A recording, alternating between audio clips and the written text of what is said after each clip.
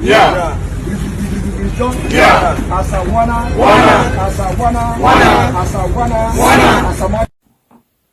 Yeah, my lovely people, now welcome again. This one at the matter when still consign Sylvester Oromoni. Yes, how they work out for the matter now when it be say they don't arrest 3 of the people when it be say Sylvester called say 9 killer. Out of the 5 people when he mentioned, police don't arrest 3 of them for inside Lagos. And also we go still let you know waiting lawyers they talk concerning this particular issue. So in case if they carry the case go court, how they go take judge am.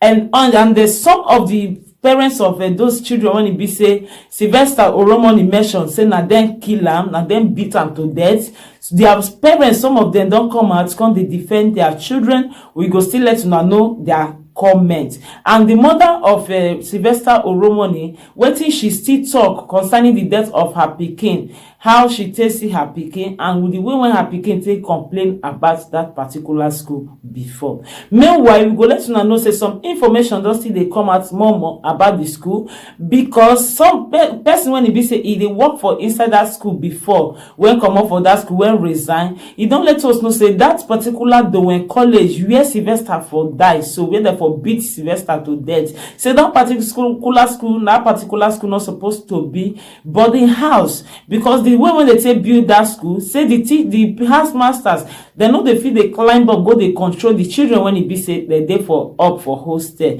for that school. So before anything go happen, when it be say the house masters they go know the children, they don't already beat who they want beat finish, molest who they want molest finish, and even tell the other students to close their mouths. If not, they go still deal with them. So if they so touchy, say now all these things now make a common for that particular school, now make another they work for there again, because students they stubborn, they know they hear word at all. And also another teacher come still let us know, say review, say even him when he be say flog one of the students when they put hand for body of another student, say waiting the school and the parents do am, they be smart and say so they flog him come up for him when be teacher body, and also they won't even arrest and the matter go far where all these things now make am come out. Say that school they know they take care of students at all. Say many things they happen.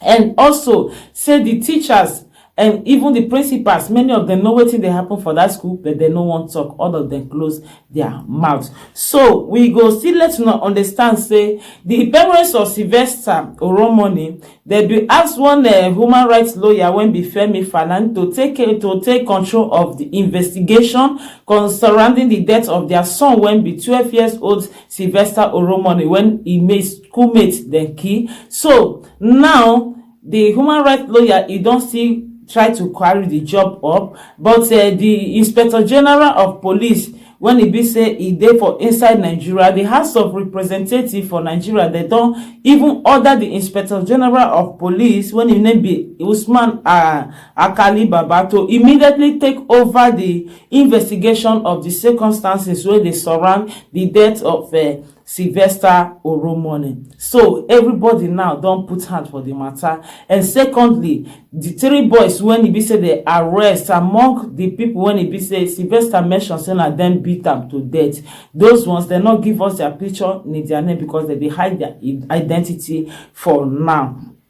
So meanwhile, I would just like make we understand, make we just talk about what one of the family of this student they talk when her name be Miss Oluchi Sunday, when be mother of Edward Brown. This woman they come out, come they defend her pikin. They give reason, said they let us know say the pikin no dey the time when it be say the schoolmates, the school seniors they beat Sylvester Oromoni. Say because a pikin na day student, maybe night student, maybe body has a student. So I go like make I read and come out so that we go understand the way when she take put everything very well.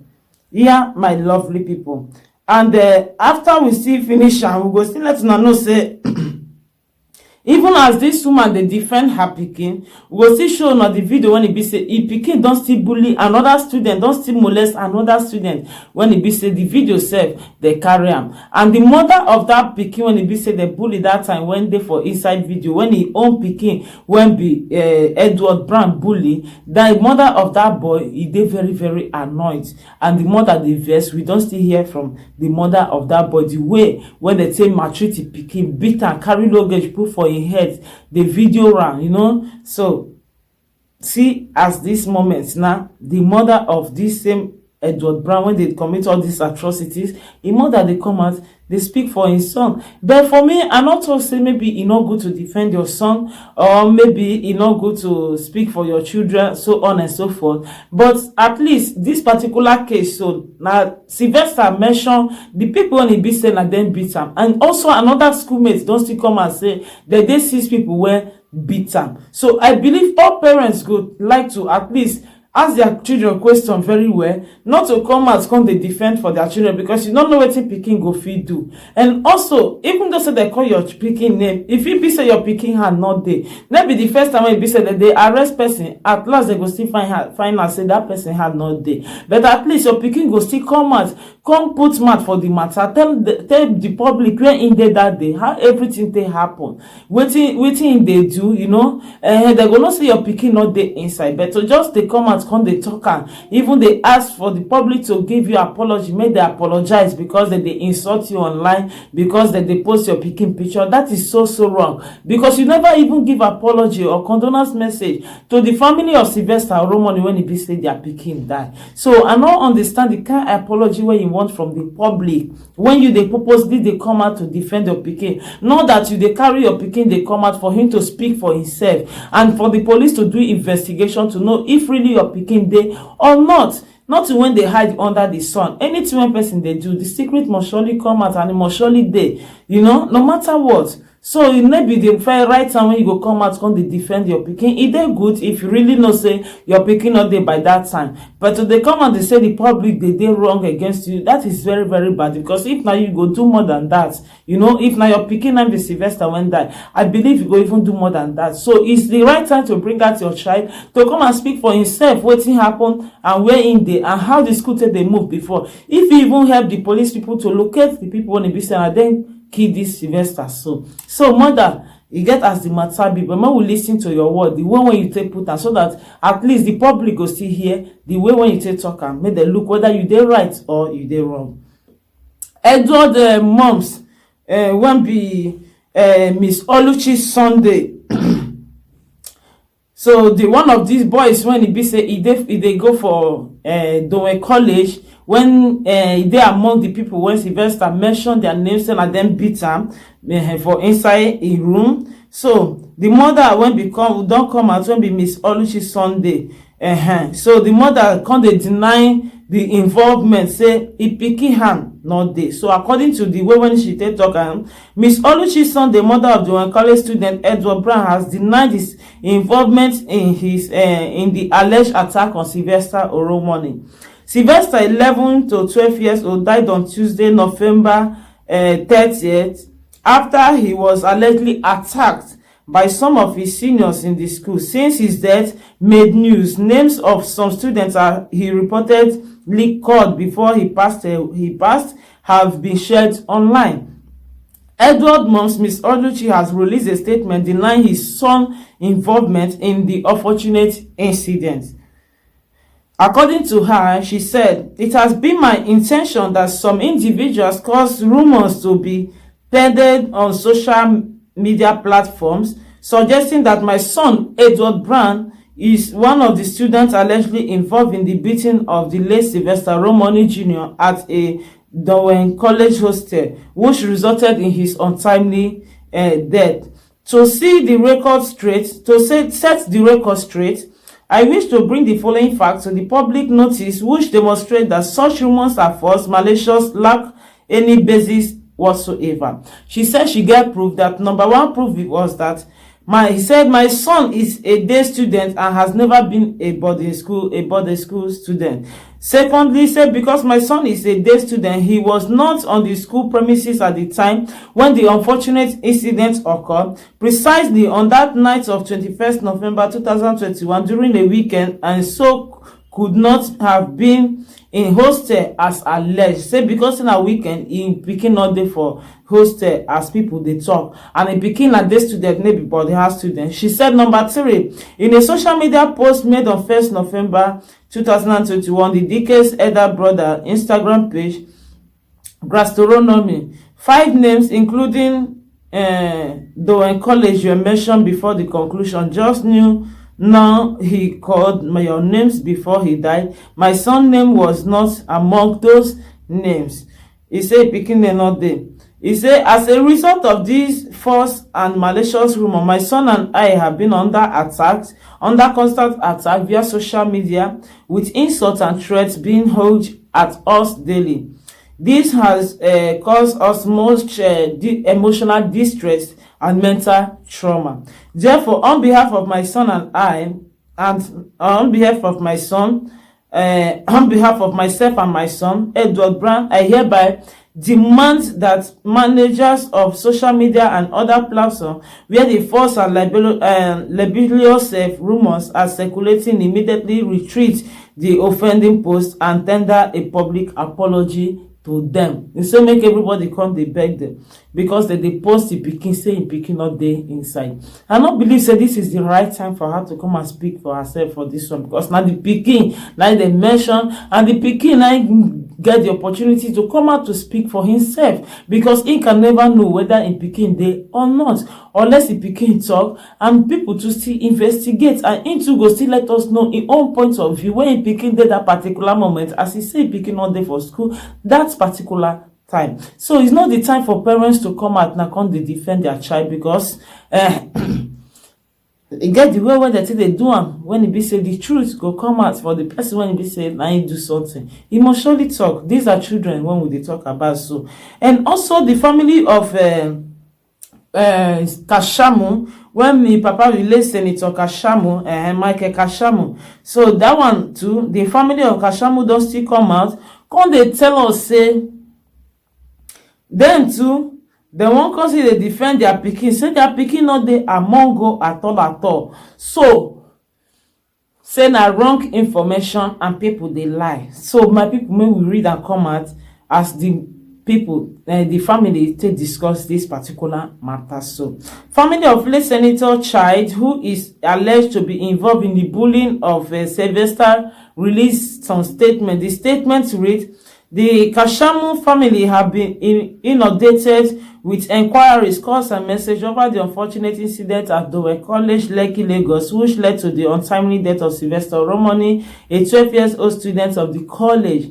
He said, while we empathize and commiserate with the family of the late Sylvester Oromoni over the irreplaceable loss, we wish to appeal to all and sundry to hold their horses until the police and the Lagos state government have completed their independent investigations and established the truth. Most commentators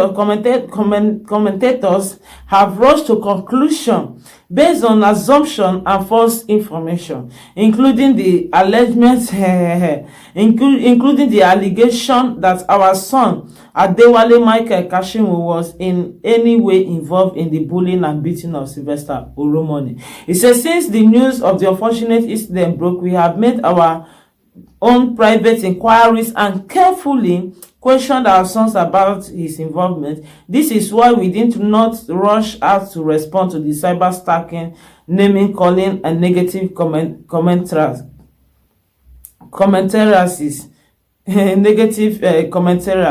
that have taken over the social media about our son's alleged involvement in this sad incident. Some of the truth facts now slowly emerging from under the mass of lies are that our son Adewale Michael Kashamu has acted as a school father for the late Sylvester in his first season in the school, and the request of Sylvester's sister, who is also a student of the school. Okay, he say na the sister. This Kashamu family, they tell us say Kashamu don't first be school father to this Sylvester Wonder. He say na the sister na him ask am make he become school father for this particular Sylvester when die. So say because Kashamu na the school father, na him even dey protect the Sylvester. So Kashamu hand, him hand not there, Michael hand not there at all. He say, however, in the 2021 section, commencing in September 2021, Adewale Michael Kashamu was moved to a different floor in the boarding house and engrossed in his own studies and activity, as he was no longer as close to Sylvester as in the previous season. So he said they moved them go another place. So since when they come out for the hostel, go another hostel, the pikin na be Kashamu, they always they close to this Sylvester when die. So he don't know anything again about Sylvester. And now he don't face his business. He don't dey study in book. He don't dey read the book. And he don't get time for anybody again. You see, Adewale Michael Kashamu is a compassionate and considerate boy. Sometimes last season, some boys have been accused of beating Sylvester with belt and seizing his foodstuffs. But Adewale Michael Kashamu was not involved at all. He was in fact in sympathy with Sylvester over that incident. So when some boys even beat Sylvester last season, say na pikin wey be Kashamu na even come dey sympathize with Sylvester. Say those boys they beat Sylvester, they thief his food stuff and so on and so forth. So na pikin sef na dey sympathize with Sylvester. He still continue to say that on that occasion, Sylvester parents made a report to the school and the affected students were questioned and one of them at least was suspended. He said Adewale Michael Kashamu is not aware that an identical incident occurred again this year, leading to Sylvester's injury and death. Adewale Michael Kashamu has seen Sylvester limping sometimes late in November and assuming he might have been injured playing football. Many empathize with him and advised him to go to the school clinic. Other students who knew the circumstances of Sylvester's leg injury have all testified that he was injured with playing football.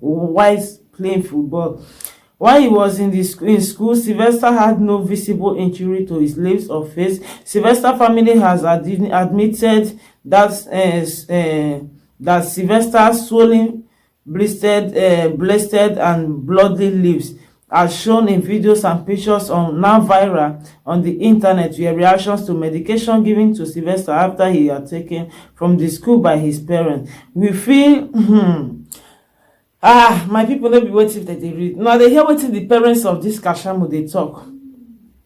Family of Kashamu, they let us they know say the Kashamu say last time for inside November, Sylvester tell am say he played football, say he wound for leg. Now even advise Sylvester make he go hospital for clinic for inside the school. So Sylvester come go clinic. Even other students sef know say that same incident happen.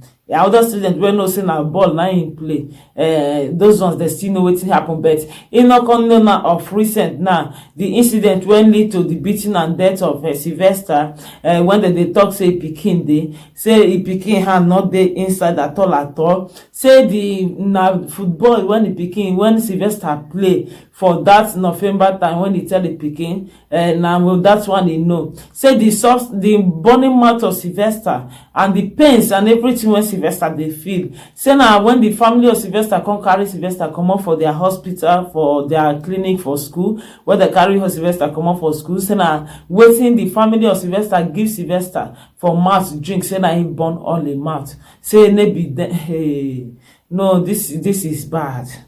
I don't understand. This is bad. Which kind of parents they talk this one? So you don't do your investigation, you don't conclude them already. So they tell us say right from the time when they pick am from Lagos, all that pain when they shout, all that one are football. You see, these people are working hand to hand with the school authorities. They don't do meeting already. They know the way when they will take defend themselves. Because sorry, sir, this matter so when they give us like this. Not just want me we judge now. The way when I think they bring this matter come they give us. This is not what you come and come dey tell us. Say na the family na dem give am something wey drink. Why the boy open mouth tell the family say they beat am finish, they carry substance give am for mouth make drink. You come dey tell us wetin? So you think you go fit come? I no dey like to vex so for this kind matter o. I no dey like to vex.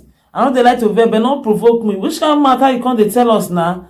Is this how you people want just stay?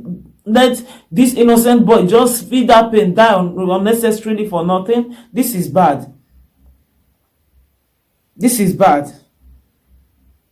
He said we feel and can relate to the pains of the Oromoni's family and all those genuinely concerned about this unfortunate incident. That is why we wish to express our readiness to cooperate with the parents of the deceased, the police, the Lagos state government, and the other relative stakeholders to get to the root of this matter, so that the cause of justice will not only be served, be manifesting to have been served. But that is what you should have said earlier, instead of you telling us say now the parents now they give and waiting they drink. What are you telling us?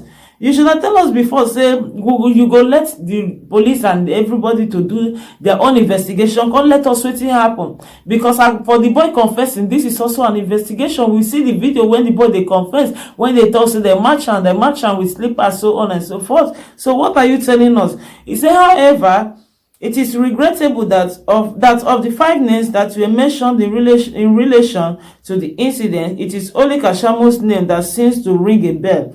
Consequently, the family and his late patriarch Senator Buruji Kashamu of blessed memory have been the butt of irresponsible falsehood based on unwarranted attack. Even when the full details of the incident are not yet known, there is no denying the fact that Adewale Michael Kashamu is one of the children of the late Senators Buruji Kashamu, but no family or parents will send a child to school to be involved in any form of crime or criminality, just like no parents would be happy to be informed that a child or he or she sent to school and then has to be molested or killed under any guise. That is why we wish to appeal for restraint on all social sides. The cyberbullying of our family will not help in any way to solve the bullying in schools that societies through the ages have desire to stop. The large society should start by setting a higher standard. We reckon that the Bere family has related the account of the incident as narrated by the decades. In our part, we have continued to engage our son, Adewale Michael Kashamu, and he has continued to maintain his innocency. Now that the Lagos state government and the police have waded into the matter, we shall fully cooperate with them so that the truth will be established and the cause of the justice for their descendant and his family, justice for the accused students and their families, and justice for the society. All this juncture, we want to encourage the management, parents, and pupils of Dowen College, and indeed anyone who may have useful information about this incident to please volunteer same to the police and to the Lagos state government in the interest of justice. This is what you should have said earlier. Don't come out and tell us that your son is not involved, your son is not there, you did the investigation, the boy died of football, because what we saw is not football. Or were you there when the parents were putting the substance in the boy's mouth? The boy that confessed to the parents, so he's joking. He's joking. You want to know that he's joking. Please, parents, when have they try how to come and understand our children? The way things when they go they do, maybe to they defend them. You know, you should have known what your child go fit do. Maybe to come to they defend them. Because I believe that charity begins at home. If you know the girl this bad with evil mind for house, I don't believe say go fit go get her for school. So not gonna let us understand like say your pikin you carry that behavior from your house. You know? Please make una not on the side of our children. Men are come they support the police, they give informations when go make everybody find the solution of this particular issue when they. And who go still learn advice from it, go still learn. Who go for the punishment go because someone need to pay. Now somebody now beat this Sylvester to death, that person need to pay, be minor or no minor. So it's very, very important for us to understand that. So in the case of the cases of the lawyer, which is some lawyers come dey talk. One lawyer for inside, he still talk say he speak with some people on Monday under the circumstance of the legal implication for the murder of this boy be Sylvester Oromoni. Festus Ogo, human rights lawyer, told the FIG that if the accused boys are taken to the court, their ages cannot be used as excuse to escape the long aim of the law. So say if they take them to the court and really now then kill this particular Sylvester, so now don't beat am, make as he sustain those injuries, stay die. Say their age no go defend them. If not to carry them go children prison, they'll carry them go children prison. The children get their prison, adult get their prison. So because you be small pikin, no go mean say you need to go kill person all in the name of say you be small pikin, say they no go do anything. You know they happen like that even for Europe. Even though say you be small pikin, get as the age go even near reach sef. If you don't reach 17 years plus, you commit this kind of act, they go give you 18 years plus. So they go say you be 18 years. Well, because you need to go for adult prison because what you commit now as an as adult. So now wetin one lawyer come talk for inside the matter be that, and another lawyer come say they tell us say the matter because say na still children, say some matter dey when e be say they fit not carry them go prison, but e get some kind houses, some kind place when e be say they keep all these kind children, and they fit even judge the children, give them say them too na victims because na person na still make them come get that kind character.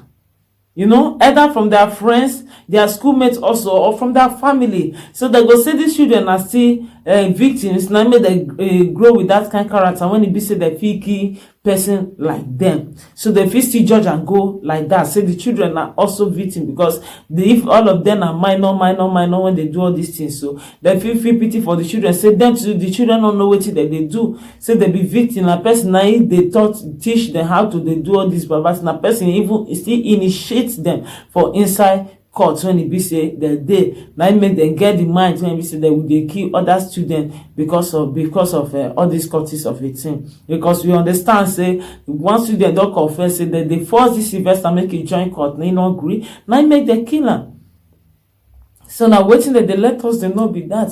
So I believe no matter what they talk, make these children, make if there anybody when it be say hand there. If not the house when they keep minors, so make they carry them, keep them for there, so that they go still save the life of these children. Because if they not give justice or they not even give any punishment to these children, if they leave them wayward like that, I believe that they go get the mind to continue to the key. So they need to keep them for that house. If not therapy, they won't give them. If not, talk to for their brain, open their eyes so that they go know all these things not before they go spend years for that particular place. So I believe they go understand wetin be human being and wetin be animal. Say maybe everybody, maybe in person dey key. So my lovely people, make we not take this matter say that children are minor, which means they will go scot free. They happen like that. They get prison for juniors and they get prison for seniors. So anyone when it be, make justice take a course. Now so the matter just reach. So I go leave una for here. Thank you all for watching. And please, my name is Harmless. If not the first time they join me, don't forget to follow me for Facebook when we just sit down. And also subscribe to our YouTube channel when we Harmless TV. So that you go then notify anytime we get any information. Please advise parents, make that they know how they go take at least they take care of their children, they teach them good manners so that their children don't go they involved in all this kind of way. And all these schools, when they spend so money, too much money. So according to this particular Dowen College, 3 million for school fees. But at last now courts they go the plan for them. All these schools not get ahead. So I believe if your pikin go school come back, it dey more better. I'm not even know say for this time say when court is full everywhere. Now if pikin still they stay for hostel. Get as it be. Thank you and remain blessed. Bye for now.